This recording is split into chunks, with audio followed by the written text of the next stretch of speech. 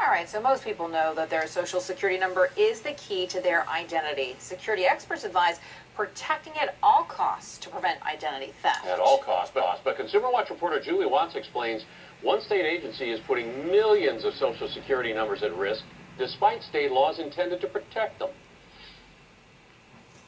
Maxine Hines is diligent about protecting her identity. She just wishes the state of California would be too.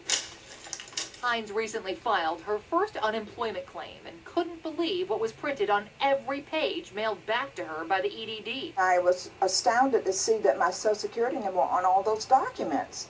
A concern to the former IRS employee who witnessed identity theft firsthand. I've seen people who have got hurt when their Social Security numbers have been used. I couldn't imagine why the state of California would not protect the people who live here. The Employment Development Department administers benefits for unemployment, disability, maternity leave to over 1 million Californians so far this year.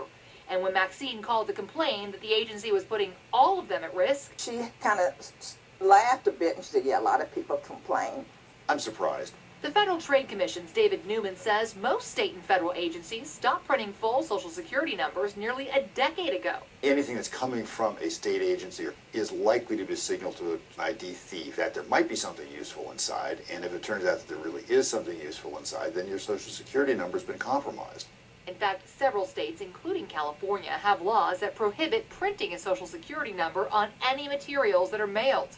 EDD denied a request for an interview, but in a statement said it is required to use Social Security numbers in the administration of its programs, which is an exception to the Civil Code, but couldn't cite anything that requires they print the full number on mailed documents. We're not in a position to comment on whether they're exempt from state law, but they're not exempt from best practices.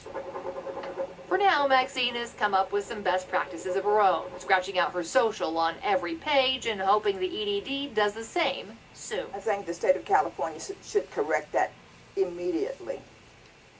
Now, the FTC warns that in addition to mail theft, thieves also look for these documents in the trash. They call it dumpster diving. So it's important to shred any documents you receive from the state before you throw them away.